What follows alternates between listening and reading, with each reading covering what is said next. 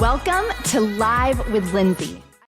Okay, so I always hear so many people say, we are living in the worst time. I mean, it's just doom and gloom. And I mean, of course, there are things that I definitely agree that it's crazy out there. No doubt. But there is nothing new under the sun, my friends. And the fact when we think that we've gone lost, there's no hope.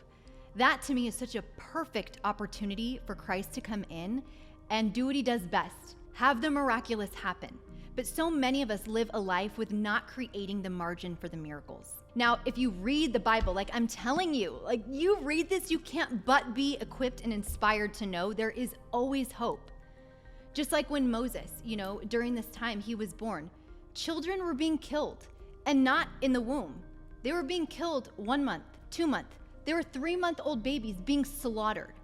And we live in a time where Christians, they become so polarized. And if you're a pro-choice, even called Christian or whoever you are saying, I'm for pro-choice, we start slamming them and start berating them with all of the things that Christ says of, oh my gosh, like you're gonna go to hell for killing babies. Don't get me wrong. I 1,000% believe in the pro-love movement as I shared about Embrace Grace. People should be completely irate and full of wrath for what is going on in certain cities and states. Having children be born and being able to be killed is completely wrong, just as much I believe as 6 weeks of conception. Like I believe that, or I just believe it's wrong, right? In my core. That to be said, I also don't get to sit on a soapbox and think that we're in a time that Jesus has never seen something like this. Again, Moses' time, literally, they had to put Moses in a basket down the Nile River, hoping and praying that he was going to be okay to save him. And he was saved. There were miracles that happened. But Jochebed, his mom, she didn't enroll in that story that my son is going to be killed because he's born at such this time. She thought, no, my son is anointed for something special and he will be protected. And so I want you to think beyond the box of thinking that we're living in this, yes, a polarizing world. There's just so much of different opinions. And like we talked about, even relationships that have been severed because of these differences. But our God is bigger and he always wins. And I truly believe you were born during this time because God has assignments just for you to fulfill that no one else can fulfill. There's a quote and it says, and I'm gonna blank right now, honestly, on who said it, and I may botch it, but I can give you Reader's Digest. I'm kind of good at that, okay? But it's like, where is the place where most dreams have died? And they said, the grave. Like there's so many people with cures to cancer, with restoration of this next, really amazing breakthrough in science, but they died with the body. They never were able to come to fruition because they gave up on their dream or they never had the courage to go after it. We've talked about activating and taking risks, but it's also knowing that you were created for purpose and at the time that you are created right now for the specific gifts that you have.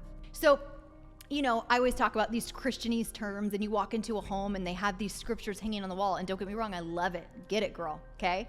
But do you know the power behind that scripture? For such a time as this. Where's that from? The book of Esther. So many people quote that, and I stinking love it. I'm like, yes, for such a time as this. But at the same time, do you know what Esther had to go through? Do you know what she had to activate and what risks that she had to take in order to be known as one of the most biblically powerful, well-known women ever? Would God be writing stories and even dedicating an entire chapter to you in your life? You may think, well, I'm just not that significant. Actually, you are.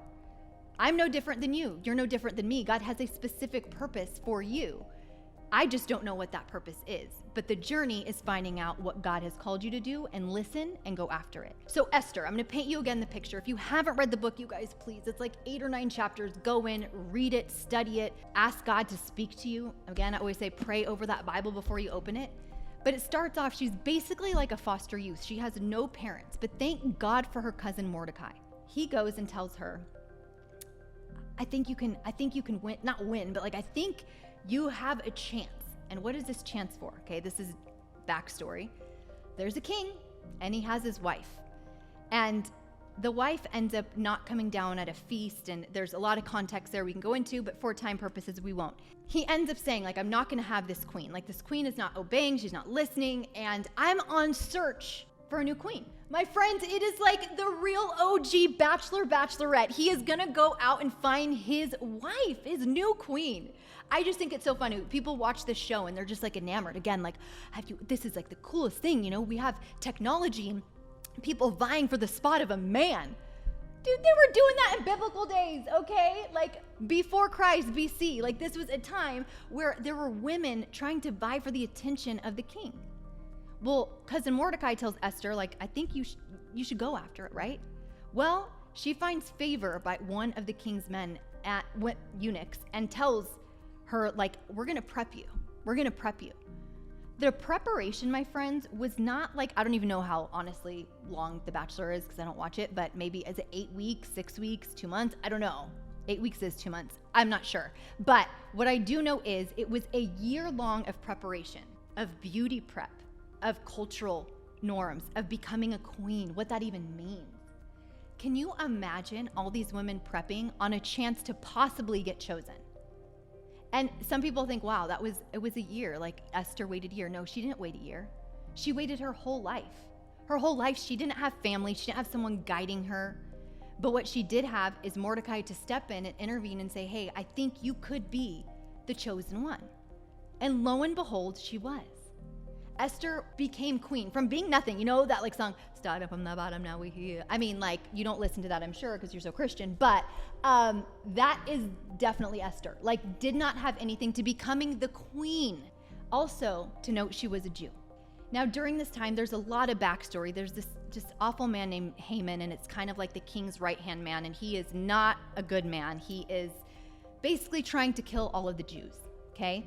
What happens is Mordecai, her cousin, hears that, and he goes to Esther and is like, cuz, you know, like, I know you're queen now, but this guy Haman who's hanging out with your husband, AKA the king, he's trying to kill all of our people.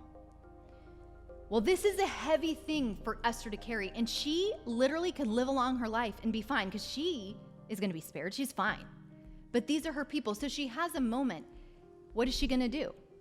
What I love is that she retreats for 3 days. She goes, prays, and fasts. So she doesn't know what to do because the heaviness of this is huge. If she goes to tell the king, she actually could be executed and be killed for approaching him with such information. But she goes, and I don't know what happened in those 3 days, but I do know the God that I serve is the same God that she serves. And I know he gave her a confirmation and a strength that is beyond human capacity. Because after those 3 days, she went to the king and she told him. And you know what? The entire nation of the Jews were spared.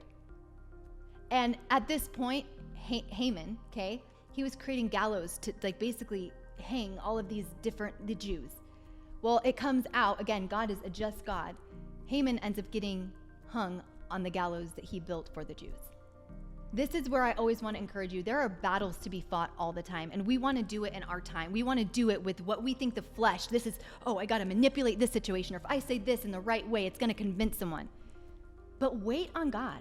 Maybe you're going to have to pray and fast for a year. Maybe he's going to call you to fast for 3 days. I don't know. But he's called you to assignments. And nothing is new under the sun right now. Don't think it's too big for God, something he's never seen. He's with us. But it's up to you to take the action, put your faith forward and say, God, I'm listening. I see my assignment, and although it can be scary, I know you're going to equip me with exactly what I need in order to fulfill my calling.